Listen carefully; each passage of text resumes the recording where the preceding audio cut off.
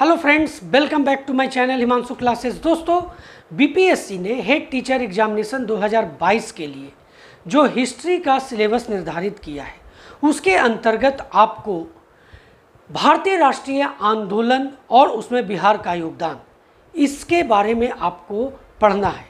दोस्तों, मैंने अपने चैनल के थ्रू आपके बीच में भारतीय राष्ट्रीय आंदोलन से संबंधित 5 क्लासेस आपके बीच में मैंने अपने वीडियो के थ्रू रखा है, जिसमें मैंने आपको 1857 की क्रांति से लेकर के तीनों गोलमेज सम्मेलन तक बता दिया है। दोस्तों, उसके बाद की बातें मैं आगे के क्लासेस में बताऊंगा, लेकिन उसके पहले आज इस छठे क्लास में मैं आपको जो सबसे महत्वपूर्ण, जो इम्पोर्टेंट है, जिससे क्वेश्चंस आपके एग्जामिनेशन में पूछे जा सकते हैं, और वो है 1857 के पूर्व के सभी विद्रोह और आंदोलन। ये बहुत ही इम्पॉर्टेंट है दोस्तों, इससे क्वेश्चंस पूछे जाएंगे तो आपको बहुत ज़्यादा कन्फ्यूजन होगी। इसको ध्यान में रखते हुए मैं आज भारतीय राष्ट्रीय आंदोलन के इस छठे क्लास में आपके बीच में 1857 के पूर्व, जिसमें मुख्य रूप से दोस्तों बहुत इम्पॉर्टेंट है बिहार का योगदान भी और बिहार के आसपास के क्षेत्रों का योगदान भी, तो इसको ध्यान में रखते हुए मैं आज आपको 1857 के पूर्व के सभी विद्रोह और आंदोलनों के बारे में आज इस वीडियो के माध्यम से बताने जा रहा हूँ। बहुत ही इम्पॉर्टेंट वीडियो है, आपको एक एक पॉइंट को बहुत ध्यान से देखना चाहिए। तो चलिए इस पर एक एक करके चर्चा करते हैं। दोस्तों, 1857 के पूर्व के विद्रोह और आंदोलनों में सबसे पहले हम लोग पढ़ेंगे सन्यासी विद्रोह के बारे में। देखिए, सन्यासी विद्रोह से अक्सर प्रश्न पूछे जाते हैं। ये सन्यासी विद्रोह 1770 से 1800 ईस्वी के बीच में घटित हुआ है। देखिए, कहीं कहीं पर आपको रहेगा 1863 से 1820 तक, इसलिए घबराना नहीं है। ये दोनों में से कोई एक ही ऑप्शन आपको दिए हुए रहेंगे।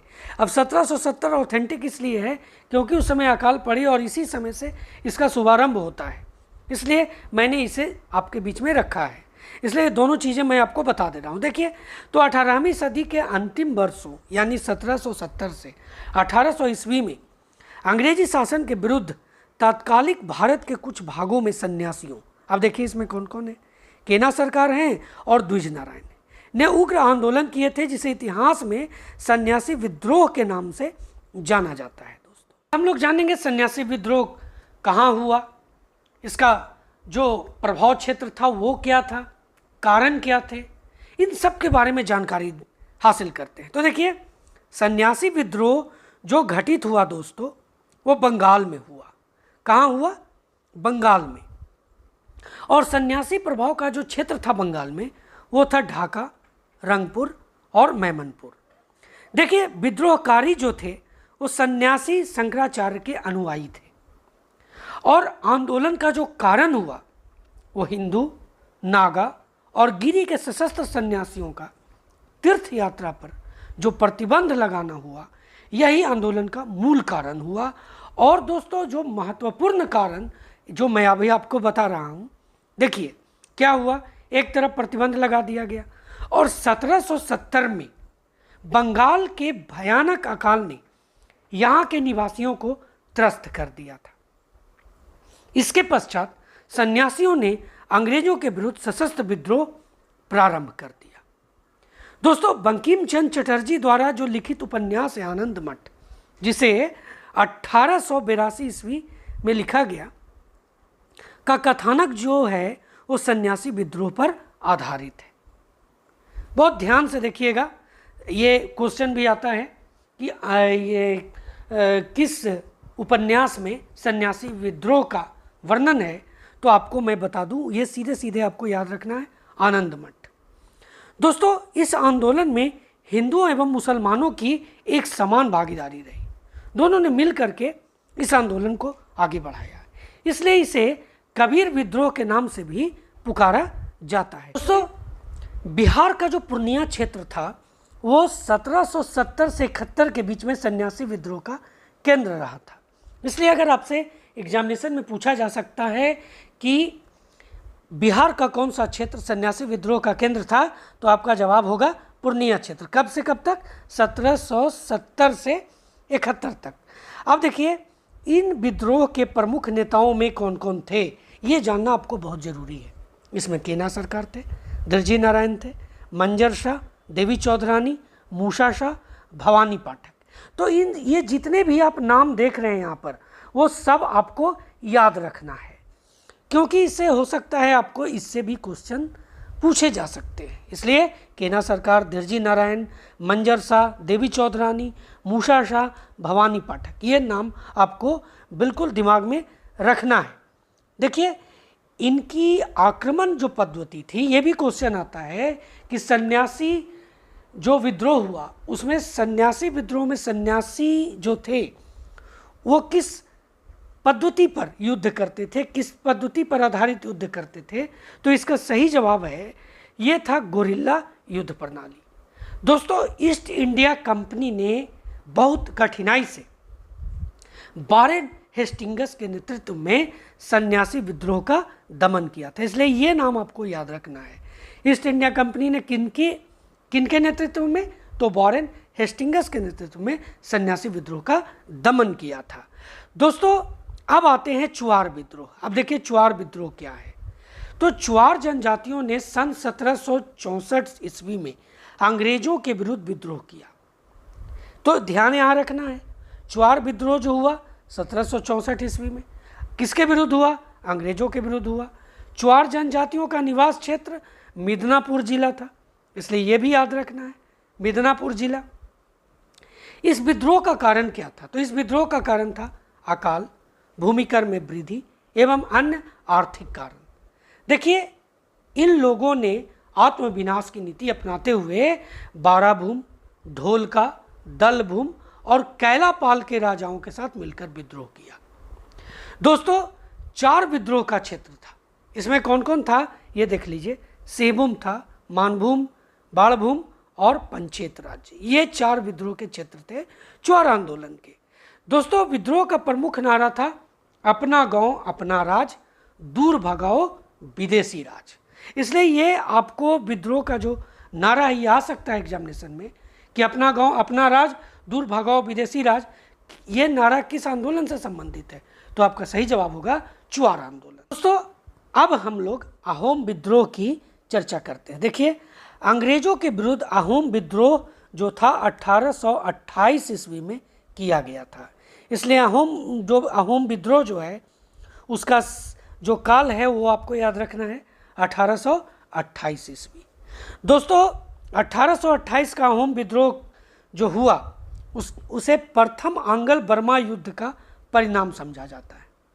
अहोम विद्रोह ब्रिटिश साम्राज्य के असम प्रांत में हुआ, ये भी आपको ध्यान रखना है। कहाँ हुआ? तो असम प्रांत में हुआ अहोम विद्रोह। और ये जो परिणाम किसका था? तो प्रथम आंग्ल बर्मा युद्ध। ये कब हुआ? 1824 से 26 में अंग्रेजों और बर्मा के बीच में यह युद्ध हुआ था। और अहोम विद्रोह कब हुआ? 1828 में। अब देखिए अंग्रेजों ने प्रथम आंग्ल बर्मा युद्ध की समाप्ति के पश्चात अहोम क्षेत्रों को छोड़ने का वादा किया था। कहा था कि हमें इधर से जाने दो, हम वहाँ से लौटेंगे तो हम इस क्षेत्र को छोड़ देंगे, लेकिन ऐसा हुआ नहीं। इसके स्थान पर उन्होंने अहोम क्षेत्रों को ब्रिटिश साम्राज्य के अधीन हड़प लेने का प्रयत्न किया। ब्रिटिश साम्राज्य के विरुद्ध अहोम जनजातियों को क्षुब्ध कर दिया एवं 1828 के अहोम विद्रोह को अग्रसर अहोम विद्रोह अहोम राजकुमार गोमधर कुंवर के नेतृत्व में आयोजित किया गया। अहोम विद्रोह किनके नेतृत्व में आयोजित किया गया? तो ये थे राजकुमार गोमधर। ठीक है, राजकुमार गोमधर के नेतृत्व में आयोजित किया गया यह विद्रोह। तो दोस्तों आगे देखते हैं, आगे है पागलपंथी विद्रोह। अब देखिए 1813 से 31 के बीच में ये पागलपंथी विद्रोह चला। यह विद्रोह पागलपंथी विद्रोह कहाँ हुआ? बंगाल में हुआ। अभी हम लोगों ने क्या देखा? हम लोगों ने देखा कि अहोम विद्रोह जो हुआ वो असम में हुआ, लेकिन अब हम लोग पागलपंथी विद्रोह देख रहे हैं और ये विद्रोह कहाँ हुआ है? बंगाल में। पागल पंथ एक अर्ध धार्मिक संप्रदाय था जिसे करम शाह ने उत्तरी बंगाल में चलाया था। इसलिए ये भी आपको याद रखना है कि पागल पंथी जो विद्रोह था दोस्तों, पागल पंथ क्या था, तो ये अर्ध धार्मिक संप्रदाय था और इसे किसके द्वारा चलाया गया, तो करम शाह ने कहाँ चलाया, उत्तरी बंगाल में चलाया था। तो पागल पंथ के बारे में समझ लिए। अब देखिए, टीपू मीर करम शाह का पुत्र था। टीपू ने जमींदारों के बेगारों के विरुद्ध यह आंदोलन शुरू किया था। जमींदार लोग जो थे वो बेगार लेते थे और इसी के लिए ये जो टीपू मीर थे, करम शाह के पुत्र थे, इन्होंने इस आंदोलन की शुरुआत की थी। जमींदारों और साहूकारों के अत्याचार इतने बढ़ गए थे कि इसके खिलाफ करम शाह के पुत्र टीपू ने स्थानीय गारो जनजाति के लोगों के साथ 1813 ईस्वी में विद्रोह किया। दोस्तों अब आते हैं फरायजी विद्रोह। तो यह जो आंदोलन है बंगाल में हुआ। फरायजी विद्रोह कहाँ हुआ, बंगाल में। अभी हम लोगों ने ऊपर देखा पागलपंथी विद्रोह भी बंगाल में और फरायजी विद्रोह भी बंगाल में। दोस्तों ये जितने भी विद्रोह हुए ना, उस समय बंगाल जो था उसके अंतर्गत, बंगाल के अंतर्गत बिहार था, इसलिए ये सभी महत्वपूर्ण हो जाते हैं। तो फरायजी विद्रोह बंगाल में हुआ। नेता कौन थे, तो दादू मीर थे। देखिए फरायजी लोग जो थे शरीयतुल्लाह द्वारा चलाए गए संप्रदाय के अनुयायी थे। तो ये भी ध्यान रखना है, ये जो फरायजी लोग थे ये किनके द्वारा, ये किस संप्रदाय के अनुयायी थे, तो शरीयतुल्लाह।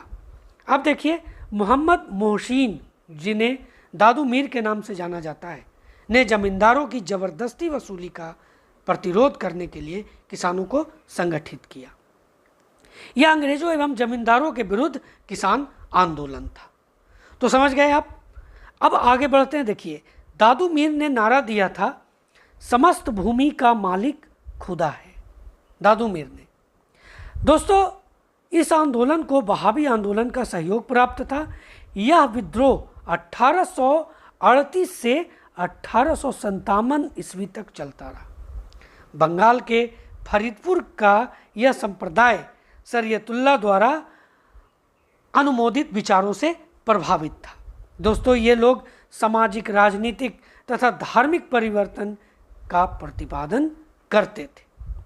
शरीयतुल्लाह के पुत्र थे। दादू मियाँ के नेतृत्व में अंग्रेजों के विरुद्ध इस विद्रोह की योजना बनाई गई। कालांतर में इस संप्रदाय के अनेक समर्थक वहाबी आंदोलन में सम्मिलित हो गए। फराजी आंदोलन का मुख्य उद्देश्य दोस्तों इस्लाम धर्म में सुधार करना था, यह ध्यान रखना है। अब देखिए अगला जो विद्रोह के बारे में हम लोग चर्चा करने जा रहे हैं वो है भील विद्रोह। भील विद्रोह के बारे में हम लोग देखते हैं। देखिए भील विद्रोह जो था पश्चिमी घाट राजस्थान के बांसवाड़ा, सुंड और डूंगरपुर के क्षेत्र में हुआ था। इस क्षेत्र के रहने वाले भील जनजातियों ने 1857 ईस्वी में अंग्रेजों के विरुद्ध विद्रोह किया। ध्यान दीजिए, भील विद्रोह, इस क्षेत्र के रहने वाले भील जनजातियों ने 1817 ईस्वी में अंग्रेजों के विरुद्ध विद्रोह किया। भीलों की आदिम जाति पश्चिमी तट के खानदेश जिले में रहती थी। इस विद्रोह का प्रमुख कारण दोस्तों ध्यान दीजिए, कृषि संबंधी परेशानियां थी जो कि अंग्रेजों द्वारा पैदा की गई थी। 1825 ईस्वी में सेवरम के नेतृत्व में, ध्यान दीजिए किसके नेतृत्व में, सेवरम के नेतृत्व में भीलों ने पुनः विद्रोह किया। यह विद्रोह 1846 ईस्वी तक चलता रहा। अब सबसे महत्वपूर्ण हम लोग पढ़ने जा रहे हैं मुंडा विद्रोह। देखिए मुंडा विद्रोह उपमहाद्वीप में 19वीं सदी के प्रमुख आदिवासी विद्रोह में से एक है। बिरसा मुंडा ने 1899 से 1900 में रांची के दक्षिण में इस आंदोलन का नेतृत्व किया था। दोस्तों क्वेश्चन अगर आए कि मुंडा विद्रोह कब हुआ, उसकी प्रारंभ कब हुआ, तो ये 1899 आपको लिखना होगा। अब देखिए मुंडा विद्रोह का कारण क्या क्या है, इसको जान लेते हैं। तो अंग्रेजों के भूमि समझौते आदिवासी पारंपरिक भूमि व्यवस्था को ध्वस्त कर रहे थे। हिंदू मालिक और साहूकार उनकी जमीन पर कब्जा कर रहे थे। मशीनरी जो थी अपनी पुश्तैनी संस्कृति की निंदा कर रहे थे। इसका दमन कमिश्नर फारवेस और डिप्टी कमिश्नर स्ट्रीटफील्ड ने किया। किसका? ये जो मुंडा विद्रोह है इसका। तो ये नाम आपको याद रखना है। क्या नाम है? कमिश्नर फारवेस और डिप्टी कमिश्नर स्ट्रीटफील्ड। देखिए इसे उल गुलान यानी महान हलचल नाम से भी जाना जाता है। मुंडा विद्रोह झारखंड का सबसे बड़ा और अंतिम रक्तप्लावित जनजातीय विप्लव था, जिसमें हजारों की संख्या में मुंडा आदिवासी शहीद हुए थे। और कारण भी था, देखिए एक तरफ अंग्रेज जो थे वो गोली बंदूक चलाते थे और ये आदिवासी लोग जो थे ये तीर धनुष चलाते थे।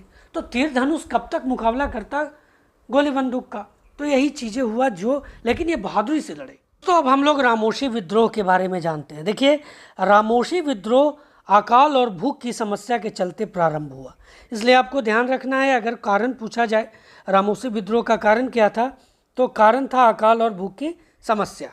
देखिए रामोशी जो लोग थे, ज़्यादातर जो लोग थे वो मराठा युगीन पुलिस थे जिन्हें अंग्रेज़ों ने हटा दिया था।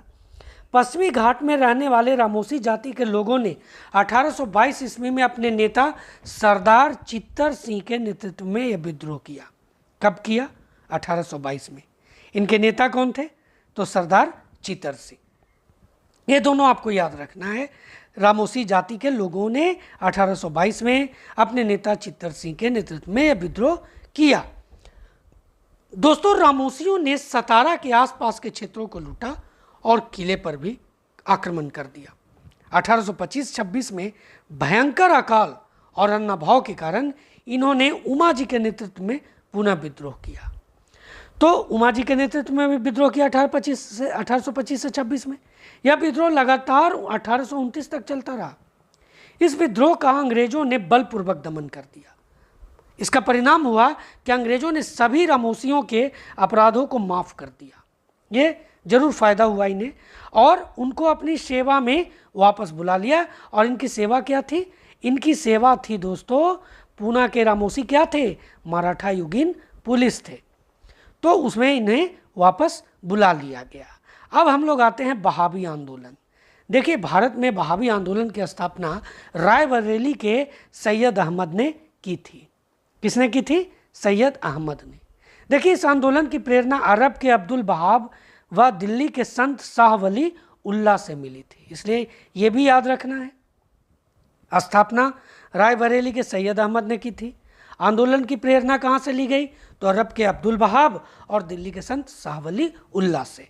देखिए बहावी आंदोलन पटना बिहार के आसपास हुआ था। यह एक इस्लामिक धार्मिक पुनरुत्थानवादी आंदोलन था, जिसमें इस बात पर जोर दिया गया था कि मूल इस्लाम में किसी प्रकार का परिवर्तन की निंदा करता है और बदलावों को सुधार इसे इसकी वास्तविक स्थिति में लाना है। ये आंदोलन का मुख्य जो उद्देश्य था। तो दोस्तों सैयद अहमद के बाद इस आंदोलन के नेता कौन हुए ये जान लेते हैं। देखिए मौलवी कासिम, बिलायत अली, इनायत अली और मौलवी अहमदुल्ला, ये जो थे ये सैयद अहमद के बाद इस आंदोलन के नेता हुए। अब देखिए आंदोलन का नेतृत्व सैयद अहमद बरेलवी ने किया था। आंदोलन 1820 से सक्रिय था। ध्यान दीजिए आंदोलन 1820 से सक्रिय था, लेकिन 1857 विद्रोह के मद्देनज़र यह सशस्त्र प्रतिरोध में बदल गया, जो अंग्रेजों के खिलाफ एक जिहाद कहलाया। दोस्तों इसके बाद ब्रिटिश ने बहावियों को गद्दार और विद्रोही करार दिया और बहावियों के खिलाफ व्यापक सैन्य अभियान चलाया। 1870 के बाद आंदोलन पूरी तरह से दबा दिया गया था। ब्रिटिश ने भारतीय दंड संहिता 1870 में देशद्रोह शब्द की घोषणा की, जो कि भारत में कानून द्वारा स्थापित सरकार के प्रति अप्रभाव को उत्तेजित करने का प्रयास करने के लिए किया गया था।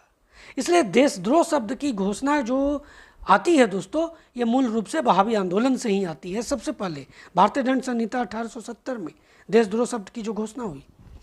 दोस्तों इस प्रकार यह आंदोलन भारत में राजद्रोह कानून की शुरुआत का प्रतीक है। ये ध्यान दीजिए, ये पॉइंट बहुत इंपॉर्टेंट। अब आगे बढ़ते हैं, कोल विद्रोह के बारे में जानते हैं। देखिए कोल विद्रोह कोल जनजाति द्वारा अंग्रेजी सरकार के अत्याचार के खिलाफ 1831 ईस्वी में किया गया एक विद्रोह था। तो यह ध्यान देना है, कोल विद्रोह किसके खिलाफ हुआ? अंग्रेजी सरकार के खिलाफ। कब हुआ? 1831 में।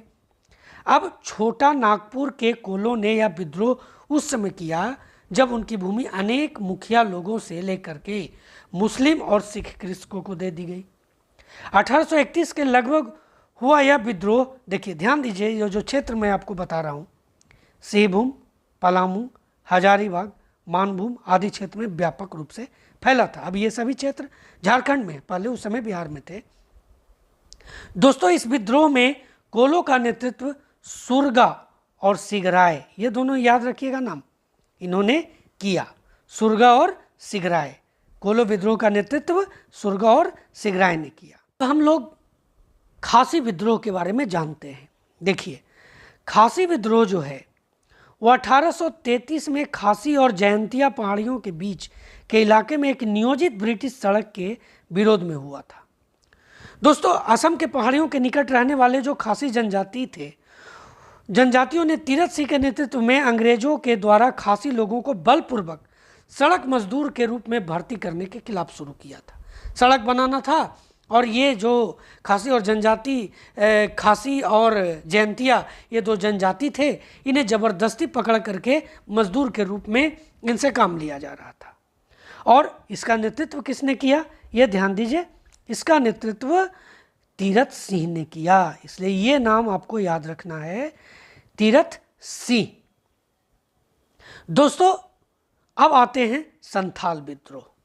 तो संथाल विद्रोह जो है वर्ष 1855 में बंगाल के मुर्शिदाबाद तथा बिहार के भागलपुर जिलों में, कब देखिए संथाल विद्रोह 1855, बंगाल के मुर्शिदाबाद और बिहार के भागलपुर जिलों में स्थानीय जमींदार, महाजन और अंग्रेज कर्मचारियों के अन्याय अत्याचार के शिकार पहाड़ी जनता के ने एकबद्ध होकर उनके विरुद्ध विद्रोह का बिगुल फूंक दिया था। दोस्तों, यह चार भाइयों, ध्यान दीजिए, ऐसे तो आप सिद्धू कान्हू जानते हैं संथाल विद्रोह के बारे में, लेकिन चार भाई थे और वो थे सिद्धू, कान्हू, चांद और भैरव। ये चारों नाम आपको याद रखना होगा, आपका एग्जाम बीपीएससी के द्वारा लिया जा रहा है। तो सिद्धू कान्हू तो बहुत प्रचलित नाम हो गए हैं, चांद और भैरव भी आपको याद रखना है। तो इस विद्रोह का मूल कारण अंग्रेजों के द्वारा जमींदारी व्यवस्था तथा साहूकारों एवं महाजनों के द्वारा शोषण एवं अत्याचार था। यह विद्रोह 1855 में प्रभावी हुआ और 1856 में इसका दमन कर दिया गया। इसलिए ये दोनों आपको समय याद रखना है, इसमें याद रखना है 1855 में शुरू हुआ, 1856 में इसका दमन कर दिया गया। दोस्तों, इस विद्रोह का केंद्र जो है भागलपुर से लेकर के राजमहल की पहाड़ियों तक था। अब विद्रोह का कारण एक बार फिर जान लेते हैं, बहुत इंपॉर्टेंट। देखिए, अंग्रेजों की जमींदारी व्यवस्था नंबर 1, नंबर 2 संथाल क्षेत्र में अंग्रेजों का आगमन, नंबर 3 जो है वो भूराजस्व का ऊंचा दर, नंबर 4 जमीन हड़प, 5 भागलपुर से बर्धमान के बीच रेल परियोजना में संथालों से बेगारी करवाना इस आंदोलन का तात्कालिक कारण हुआ दोस्तों। और साहूकारों का अत्याचार, ये जो 6 कारण आप देख रहे हैं, ये बहुत ही महत्वपूर्ण है, आपको याद रखना है। देखिए, विद्रोह का दमन, इसके बारे में भी जान लेते हैं। इस संगठित विद्रोह को कुचलने के लिए सेना का सहारा लिया गया। मेजर जनरल बरो के नेतृत्व में सेना की टुकड़ियां भेजी गई। तो ये नाम आपको याद रखना है, मेजर जनरल बरो। उपद्रवग्रस्त क्षेत्र में मार्शल लॉ लागू कर दिया गया और विद्रोही नेताओं की गिरफ्तारी के लिए इनामों की भी घोषणा की गई। लगभग 15,000 संथाल मारे गए थे, गांव के गांव उजाड़ दिए गए, सिद्धू और कान्हू को पकड़ लिया गया। परिणाम क्या हुआ, तो संथाल परगना नामक एक प्रशासनिक इकाई का गठन किया गया। ये परिणाम, संथाल परगना टेनेंसी एक्ट को लागू किया गया। अंग्रेजों तथा संथालों के बीच संवाद स्थापित करने के लिए ग्राम प्रधान को मान्यता दी गई। तो दोस्तों, यह था 1857 के पूर्व के सभी विद्रोह और आंदोलन। दोस्तों, आपके एग्जामिनेशन के लिए ये बहुत ही एसेंशियल हैं और इसको ध्यान से आपने अगर देखा होगा तो बहुत सारी जानकारी आपको हासिल हो गई होगी। और एग्जामिनेशन में अगर किसी तरह के क्वेश्चंस आपको इससे रिलेटेड पूछे जाते हैं तो मुझे ऐसी आशा है कि आपको अब कोई भी दिक्कत होने वाली नहीं है।